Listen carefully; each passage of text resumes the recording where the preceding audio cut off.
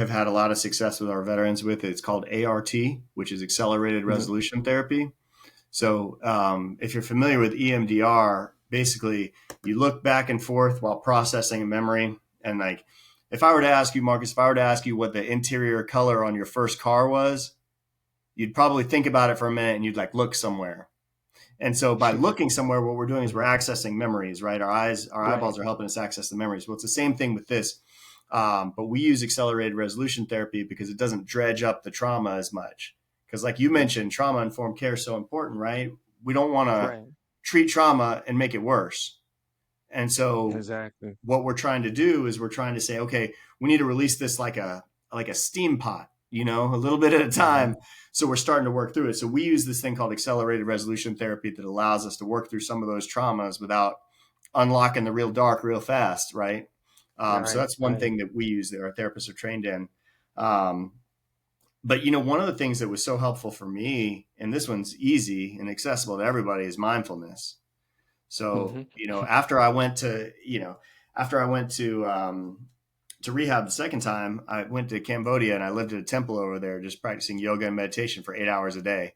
Um, and Wow. army guy from the South going over there to do some woo woo Eastern, hippie stuff, right? It was crazy. Yeah. But it took me a long time to accept that I really needed that.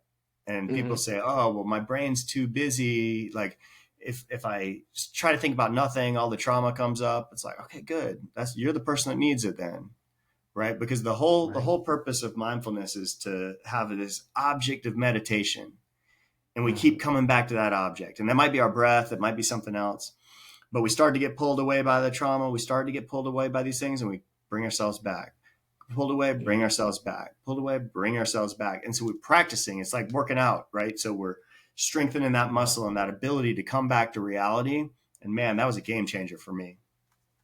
Yeah, it definitely is. For me too. Like I'm kind of glad to see like some of the schools are kind of experimenting with like instituting it into as a extra course in elementary school. I'm seeing it, middle school, high schools, even college. I'm seeing it a little bit more, and it's definitely powerful, man. I think we take it. We take it kind of for granted sometimes, like like because it seems so simple, um, and it's like okay, this is really working, but once you do it for about a week or two, you really start seeing some gains and some improvement, So speaking of like practicality, man, and I really want to get practical.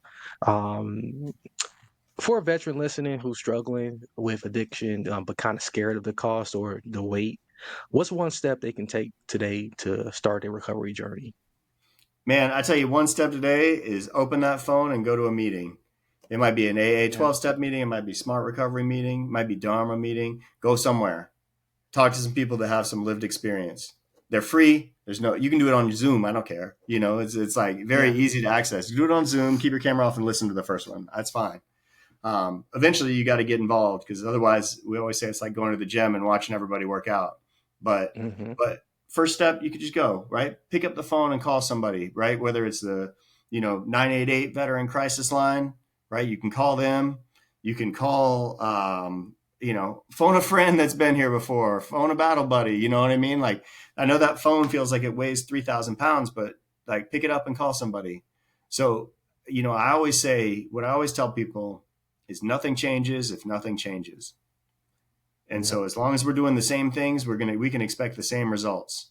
So do something different. Exactly. And that might be calling the VA, that might be going to a meeting, that might be phoning a friend. The good thing is you got a menu of options. There's not necessarily Hmm. a right answer on first step, but the first step, you got to take it. Do something different. You've been going to meetings, it's not working. Okay, maybe we need to go to treatment.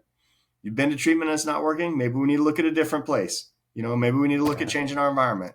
Change it. You're a bartender. Oh, okay. That's going to make it real easy for you to quit then. Maybe we need to change Hmm. that. Like, let's start Yeah. changing some stuff up because right now, this life that we're holding on to so tightly and we're like, I can't change anything. I don't want to change it. It's not serving us.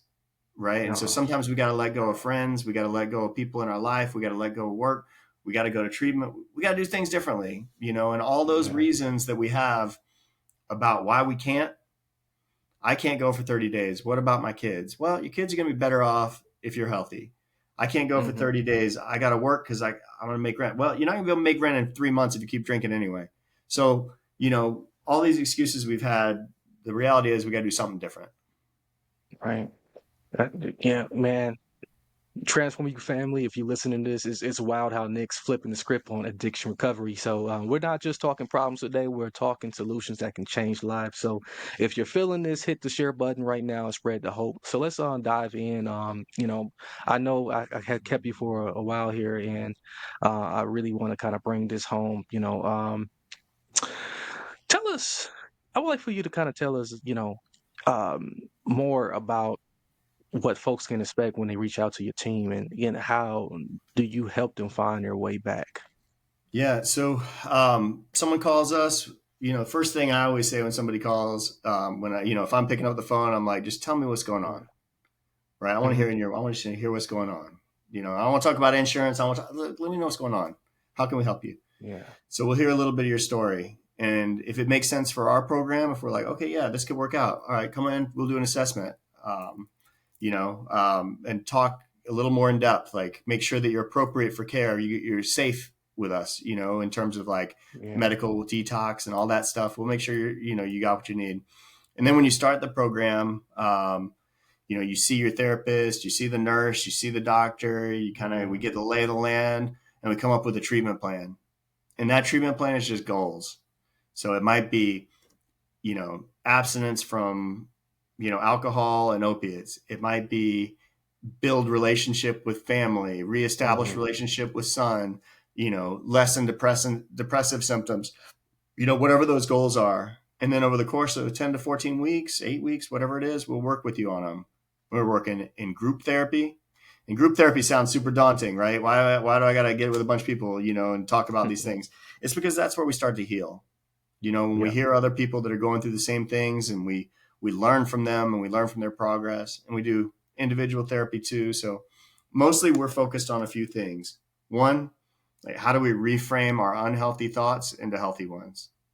That's got a Mhm. name. It's cognitive behavioral therapy if you want to look it up. But it's like, how do we reframe those thoughts?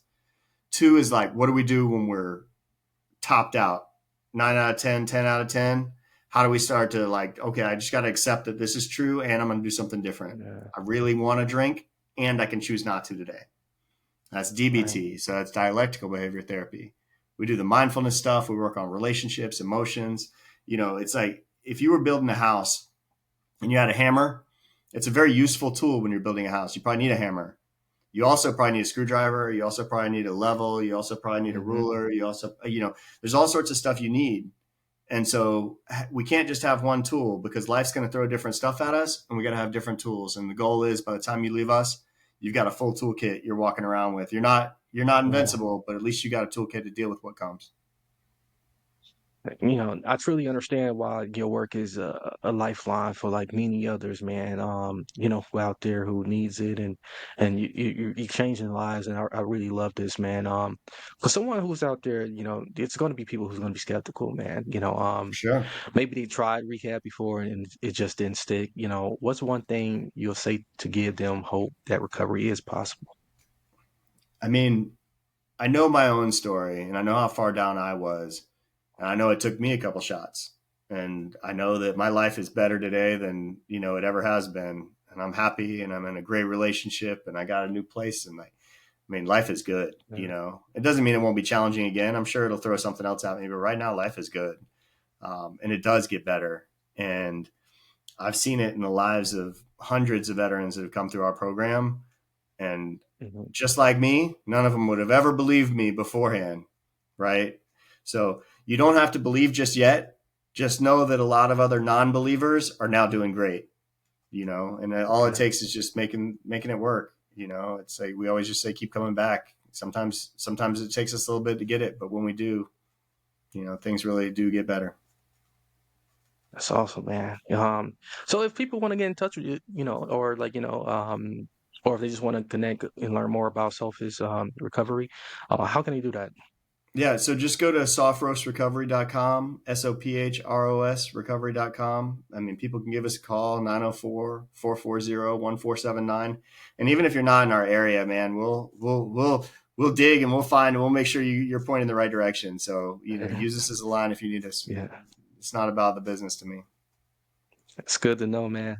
So today's conversation with Nick, has been straight fire. So transforming your family from the gut punch of rehab cause crushing veterans to the hope of innovative therapies and Nick's very own journey from PTSD to purpose. This is what transformation looks like. So if this episode lit something in you, here's what I need you to do: hit that like button, subscribe to the Transform You Live show, and comment below with one takeaway that's sticking with you. Then share this episode with someone who needs to hear it.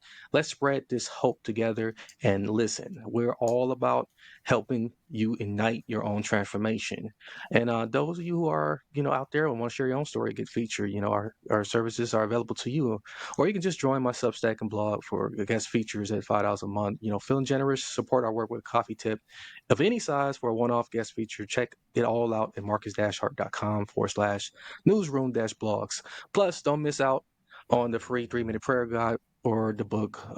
That would be all in the episode description along with Nick's information. Nick, thank you again for dropping truth and hope today. Appreciate it, Marcus. Glad to be here. Excellent, brother.